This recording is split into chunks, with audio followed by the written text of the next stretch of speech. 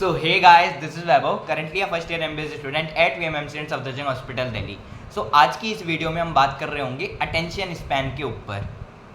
तो जैसा कि तुम जानते हो, सोशल मीडिया के कारण जो ह्यूमन का एवरेज अटेंशन स्पैन है वो डिक्रीज करता ही जा रहा है।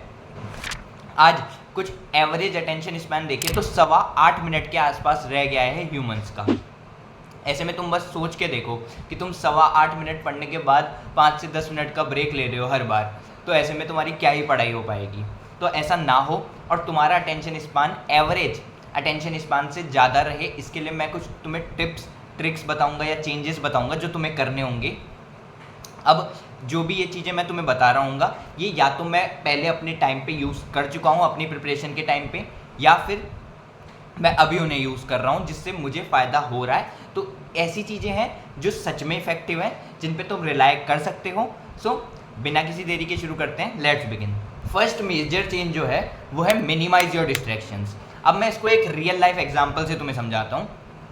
अब तुम जानते नहीं होगे कि मेरे भी जो एग्ज़ाम्स हैं वो बहुत करीब हैं, बहुत पास में आने वाले हैं, ठीक है। तो अब क्या कर रहा था, मैं उसके लिए पढ़ रहा था। तो एक दिन तो मैंने क्या किया कि अपने ऊपर कोई रेस्ट्रिक्शन नहीं लगाई। जब भी मैं थकता तो मैं यूट्यूब या इंस्टा चला लेता, फिर वापस से पढ़ने बैठ जाता। तो ऐसे में मैंने देखा कि मैं 20-30 मिनट से ज़्यादा ना लगातार पढ़ ही नहीं पा रहा था, और ऐसे में पूरा दिन मेरा मतलब कम इफेक्टिव गया काफ़ी। फिर मैंने क्या किया, मैंने रिग्रेट में सोचा कि अब मैं अगले दिन ना कोई भी सोशल मीडिया यूज़ नहीं करूँगा, सिर्फ पढ़ाई पे ध्यान दूंगा।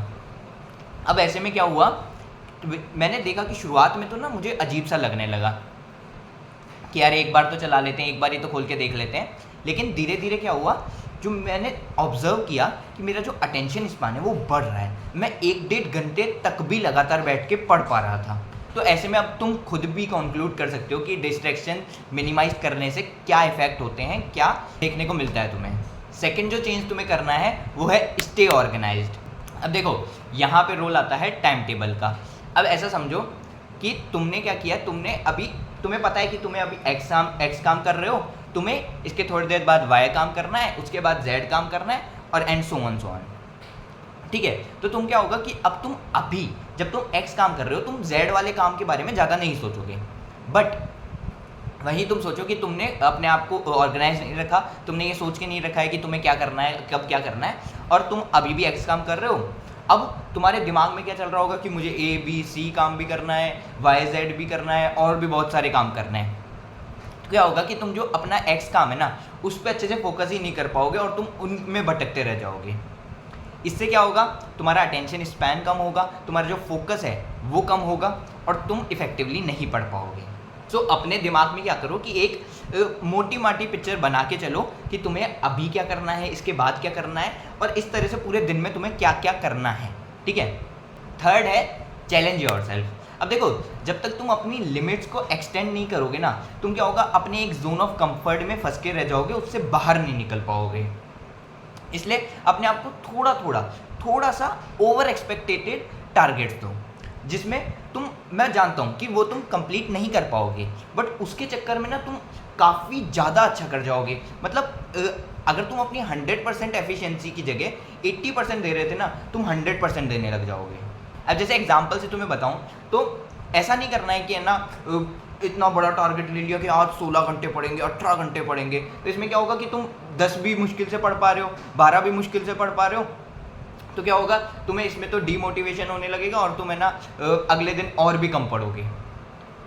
इसलिए क्या करना है, जैसे मान लो तुम 1.5 घंटा लगातार बैठ पाते हो एक सिटिंग में। अब तुमने अपने आप को टारगेट दिया कि आज मेरे को 2 घंटे बैठना है। मानता हूँ तुम 2 घंटे नहीं बैठ पाओ, तुम 1 घंटे 45 मिनट बैठ पाए, बट 2 भी तुमने 15 मिनट एक्सटेंड किया, और ये तुम्हारे लिए बहुत अच्छा है।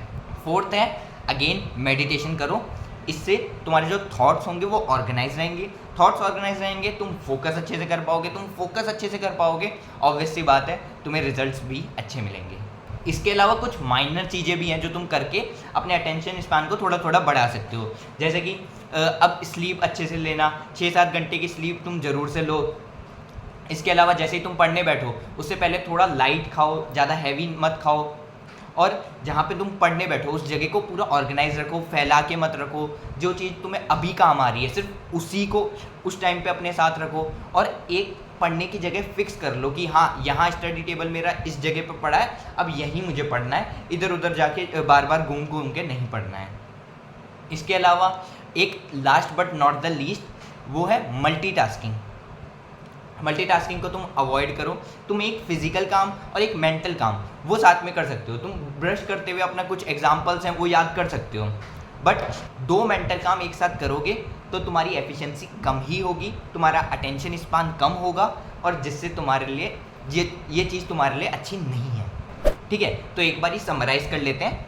पहले मेजर चेंजेस में फर्स्ट चेंज था मिनिमाइज योर डिस्ट्रैक्शन, सेकंड था स्टे ऑर्गेनाइज्ड, थर्ड था चैलेंज योरसेल्फ, और फोर्थ था प्रैक्टिस मेडिटेशन।